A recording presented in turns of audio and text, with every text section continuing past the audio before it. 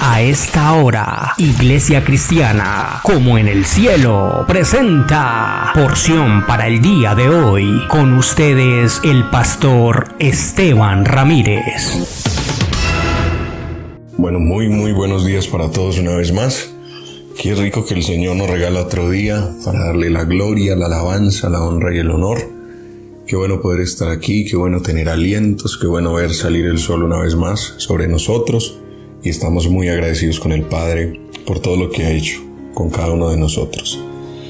Muy bien, seguimos hoy estudiando nuestras porciones que día a día están edificando nuestras vidas. Espero que así sea para ustedes como lo es para mi propia vida. Nos encontramos hoy en el día sexto de la porción 16, que corresponde al libro de Éxodo. Y vamos hoy a hacer un ejercicio muy similar a lo que sucedía con el maná. En el día sexto caía una doble porción de maná, así que en el día de hoy vamos a tener dos partes fusionadas en las cuales vamos a hablar. Una de ellas se llama el testimonio que Dios deja y la otra se llama la guerra contra Amalek.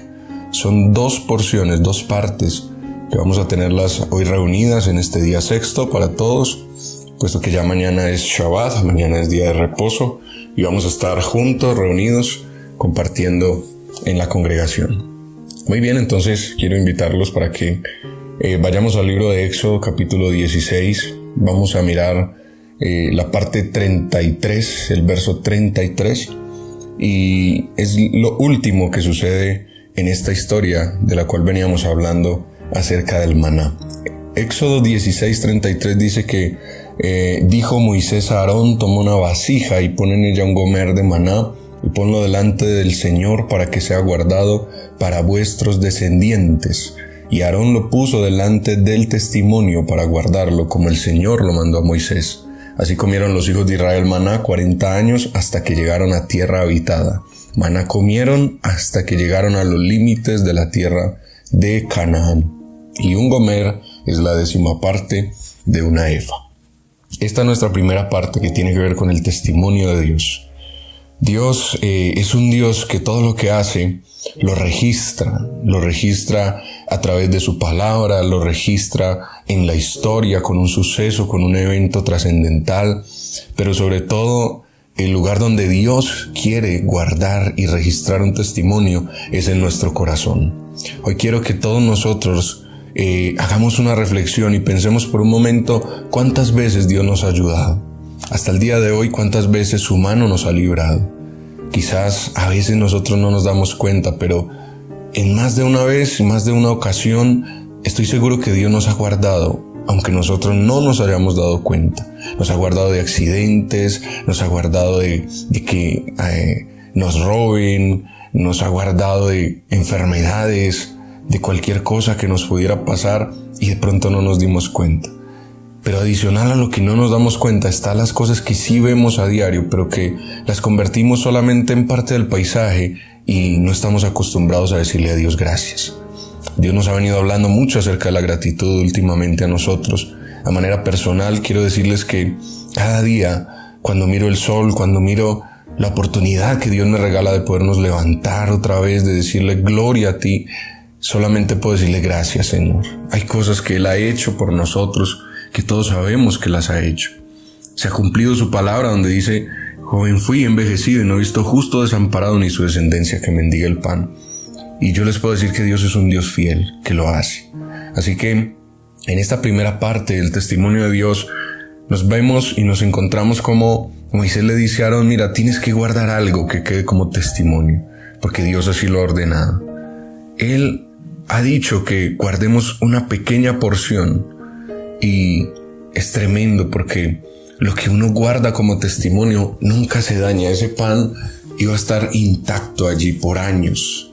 Vemos que en la porción pasada nos damos cuenta que guardar algo del maná hacía que hediera al día siguiente, con excepción del día sexto. Pero aquí vemos que lo que es parte del testimonio de Dios, esto siempre va a permanecer allí.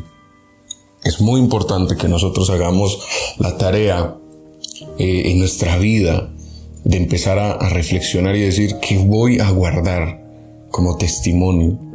Dice la Biblia que Aarón puso este gomer, esta porción de maná, lo puso frente al testimonio, porque es ahí donde tiene que estar, donde estaba el arca, donde iban a ser puestas posteriormente las tablas de la ley, donde iba a ser puesta la vara de Aarón que iba a reverdecer, que era la autoridad. Junto con el maná, estos dos elementos más el maná se convierten en todo lo que Dios usa para testificar a nuestras vidas de que Él ha estado con nosotros. El maná es nuestra provisión física, espiritual, todo lo que Él nos da a diario.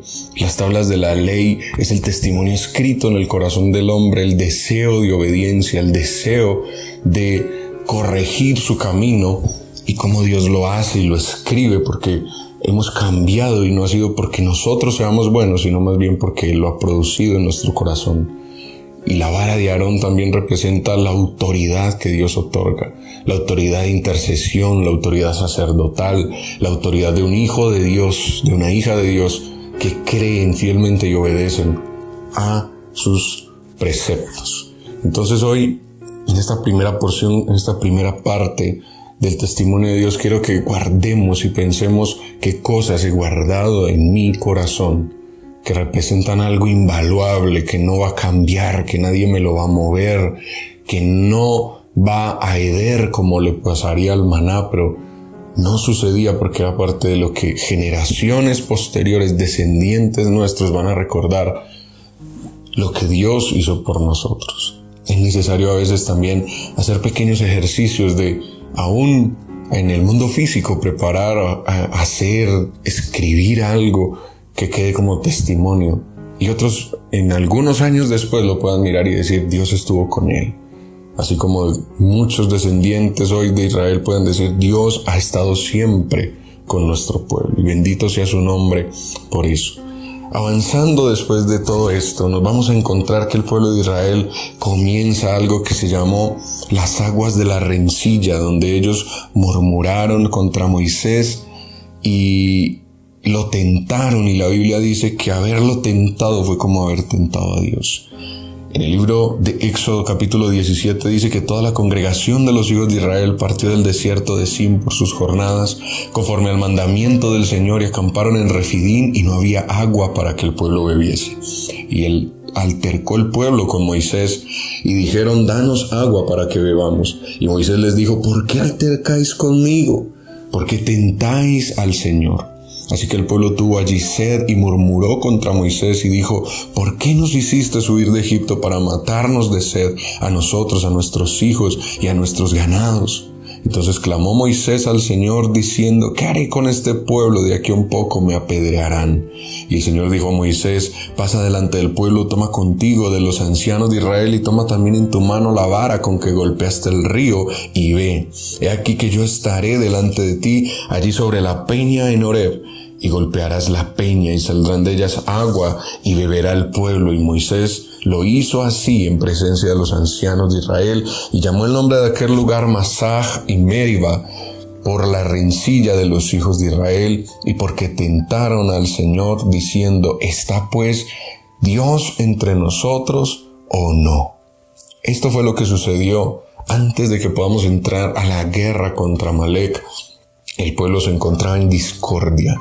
Quiero decirles que Amalek es uno de los espíritus que nosotros tenemos que combatir constantemente. Ahorita nos vamos a dar cuenta de ello, pero quiero decirles que Amalek encuentra siempre una puerta abierta cuando hay una rencilla, cuando hay peleas. Amalek se puede meter a tu casa cuando encuentra que ustedes estén divididos. Se puede meter en el matrimonio cuando encuentra que un esposo y una esposa están en medio de la rencilla. Amalek siempre aprovecha los pleitos familiares, los pleitos con nuestros hijos, los pleitos con nuestros padres, con nuestro cónyuge, para encontrar una puerta abierta, poderse entrar. El espíritu de Amalek es terrible porque desanima, desalienta y destruye el camino que estamos construyendo. Así que el pueblo se encontraba en las aguas de la rencilla porque tentaron no a Moisés y no murmuraron de Moisés. Al murmurar de Moisés, en realidad lo estaban haciendo directamente contra Dios. Y aquí quiero decirle a todos, la importancia que tiene que honremos a nuestros líderes espirituales. Llámense pastores, llámense líderes, como se puedan llamar, donde quiera que estemos.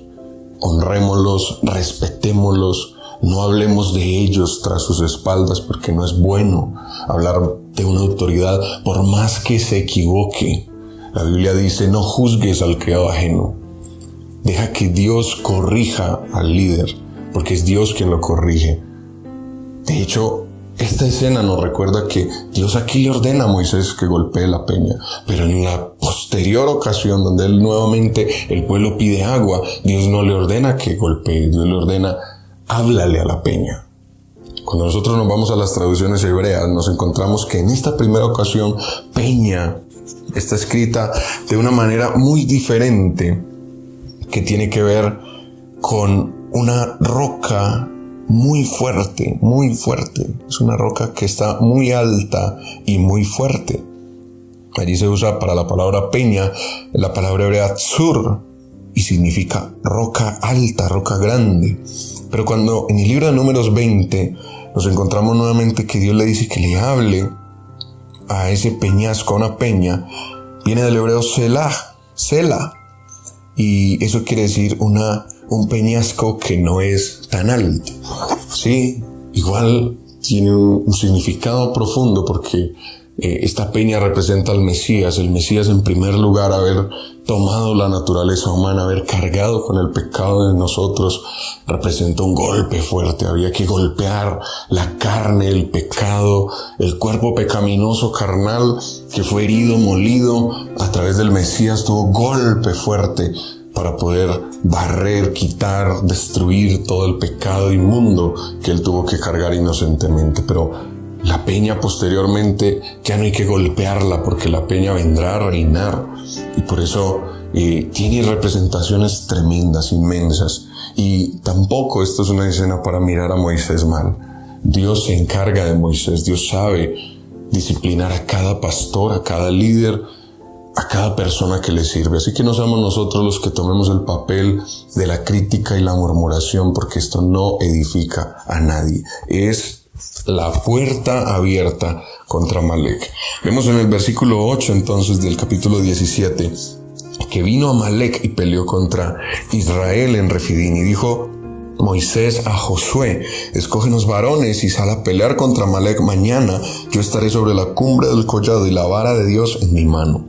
E hizo Josué como le dijo Moisés, peleando contra Amalek, y Moisés y Aarón y Hur subieron a la cumbre del collado. Y sucedía que cuando alzaba Moisés su mano, Israel prevalecía, mas cuando él bajaba su mano, prevalecía Amalek. Y las manos de Moisés se cansaban, por lo que tomaron una piedra y la pusieron debajo de él, y se sentó sobre ella, y Aarón y Hur sostenían sus manos, el uno a un lado, el otro al otro, y así hubo en sus manos firmeza hasta que se puso el sol.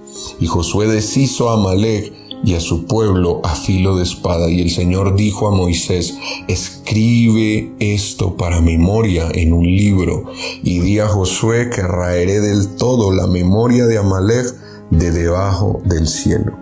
Y Moisés edificó allí un altar y llamó su nombre Adonai Nissi, que significa estandarte. Y dijo: por cuanto la mano de Amalek se levantó contra el trono de Dios, Dios tendrá guerra con Amalek de generación en generación. Vemos cómo Amalek representa no solo ese pueblo descendiente de Saúl que enfrentó a Israel en este momento. Quiero que nos demos cuenta que esto no solo fue una batalla física, fue una batalla espiritual, fue una guerra de tronos, si se pudiera decir, porque Amalek se levantó contra el trono de Dios. Y es aquí donde entra a entender que toda guerra, toda batalla en la Biblia también es la representación de una batalla espiritual que el ser humano tiene que aprender a pelear. Y esto es importante que nosotros lo tengamos en mente, porque hay batallas que tenemos que pelear, no las podemos evadir, son parte de lo que tenemos que hacer. Quiero contarles que Amalek es una palabra compuesta, es un nombre compuesto, está compuesto de dos palabras. Una es Am, que significa pueblo, y la otra es Lak, que significa lamer. Por tanto, Amalek se ve como el pueblo que vino a lamer sangre Desde esa perspectiva se conoce a Amalek. Y me parece tremendo porque Amalek es una clase de espíritu que viene como un carroñero simplemente. Es decir, Amalek espera que nosotros peleemos, pleiteemos, murmuremos, para luego venir a lamer la sangre que nosotros mismos hemos derramado cuando nos golpeamos unos a otros. Amalek aparece aquí, aprovechando que Israel había acabado de tener una rencilla. No estaban bien, tentaron a Dios, hablaron mal de sus líderes y aparece en esta escena porque Él es un oportunista que espera que los creyentes estemos en esta condición para venir a atacarnos. Entonces vemos que esto no solo era una batalla física, porque Moisés le dice a Josué, ve tú a pelear. Josué era quien representaba la guerra, quien iba a estar dirigiendo al pueblo en esa guerra. Entonces Moisés le dice, tú vas a pelear allá abajo físicamente, mientras yo peleo espiritualmente. Yo voy a estar en la mañana sobre la cumbre del collado y la vara de Dios en mi mano. Es decir, vas a tener el respaldo de tu autoridad, de la autoridad. Y aquí hago un paréntesis para recordarle a todos los que sirven al Señor, nunca hagan nada sin el respaldo de sus autoridades. Nunca piensen que porque algo es bueno no necesita el respaldo de la autoridad que Dios ha puesto sobre sus vidas. Respeten a cada uno de sus líderes y vayan cuando sean enviados, así como lo hacía Josué. Josué, les aseguro, era un gran estratega militar, pero se movía cuando Moisés le decía que se moviera, porque para él Moisés era la autoridad que Dios había puesto sobre su vida, y haciendo esto siempre estaría respaldado y sabría que puede estar tranquilo peleando esta guerra. Notemos que Moisés estaba allí. Y Moisés no se fue solo, con Moisés subió Aarón y Hur. Moisés, Aarón y Hur. Ellos estaban juntos. Moisés nunca estaba solo, porque un líder tampoco debe estar solo. Entonces empieza la guerra y nos narra la Biblia que cuando Moisés se cansaba y bajaba su mano, Amalek prevalecía. Pero cuando la tenía arriba, Israel prevalecía. Esto es tremendo. Es una de las historias favoritas para mí, porque me dice mucho de por qué a veces como iglesia no prevalecemos en la guerra, no prevalecemos en la batalla. Entonces quiero que aprendamos hoy la unidad que tiene en realidad entender lo que es hacer las cosas bajo autoridad y lo que significa una autoridad orando por nosotros a favor nuestro. Es algo muy, muy especial, sobre todo a la hora de pelear contra un espíritu como el de Amalek. Quiero contarle que los 4 nombres de este pasaje, los 4 nombres que tenemos aquí, Aarón, Hur, Josué y Moisés. En el hebreo, si nosotros los ponemos en este orden, es Aarón, Hur, Yehoshua y Moshe. Así se denominaría. Y cada uno de ellos tiene un comienzo de unas letras hebreas. Aarón tiene el comienzo de la letra Aleph. Hur comienza por la letra Het, porque en realidad se dice Hur. Yehoshua que es Josué, tiene el comienzo de su letra Yod. Y Moshe tiene el comienzo de su letra Mem. Cuando yo uno estas 4 létricas, la Aleph, la Het, la Yod y la Mem, me forman una palabra preciosa que es la palabra Ahim, que significa hermanos. La completa unidad produjo la victoria final en esta batalla. Tremendo. Hay algo en el estudio de las palabras hebreas que es entender cada letra, qué puede significar cada nombre. Y cuando hacemos este ejercicio en este pasaje, nos encontramos con la palabra Ahim, que significa hermanos. Si nosotros estamos unidos, Amalek no tiene fuerza. Pero cuando nosotros nos dividimos, Amalek prevalece. Ese es nuestro problema. Sobre todo quiero que nos demos cuenta de algo. Cuando Moisés se cansaba. Quiero que hoy pensemos en nuestros líderes, en nuestros pastores, porque cuando ellos se cansan, los únicos perjudicados vamos a ser nosotros. La Biblia dice: obedeced a vuestros pastores, sujetaos a ellos, porque ellos velan por vuestras almas como quienes han de dar cuenta, para que lo hagan con alegría y no quejándose, porque esto no os es provechoso. Cuando un líder se cansa, los únicos perjudicados vamos a ser nosotros mismos. Entonces encontramos en este pasaje que él tenía 2 personas a su lado. Moisés tenía 2 personas que le ayudaban a mantener las manos arriba. Uno era Aarón, que representa al intercesor, al sacerdote que intercede por el líder. Todo líder, todos nosotros los que le servimos a Dios, pastores, líderes, necesitamos a alguien que ore e interceda por nosotros. Necesitamos a alguien que se ocupe de esto en nuestras vidas, sea una persona, sea un grupo de personas, pero necesitamos que estén orando constantemente por nosotros. Y la otra persona que él tenía al lado era Ur. Y a veces no pensamos en quién era Ur, pero Ur era abuelo de Betzalel. Y Betzalel fue la persona encargada, uno de los personas más importantes para la construcción del tabernáculo. Por ende, Ur representa el apoyo de las cosas prácticas y de la economía que un líder necesita. Un líder también necesita personas dispuestas a trabajar, dispuestas a planear, dispuestas a hacer y también dispuestas a ayudar a proveer. Cuando un líder se desestabiliza en estas áreas, también va a ser un líder cansado, agotado, que no va a ser provechoso para nuestras iglesias. Necesitamos estos 2 personajes a la hora de servirle al Señor. Un pastor necesita estas 2 personas a su alrededor, o 2 grupos de personas, unas que oren por él, intercedan, lo mantengan en sus oraciones, y otras que estén dispuestas a trabajar en favor de la obra, a proveer también para la obra, a motivar al pueblo para que la obra se mantenga bien. Cuando esto falta, el líder se cansa, se desestabiliza, se desequilibra, y no es bueno para absolutamente nadie en una congregación.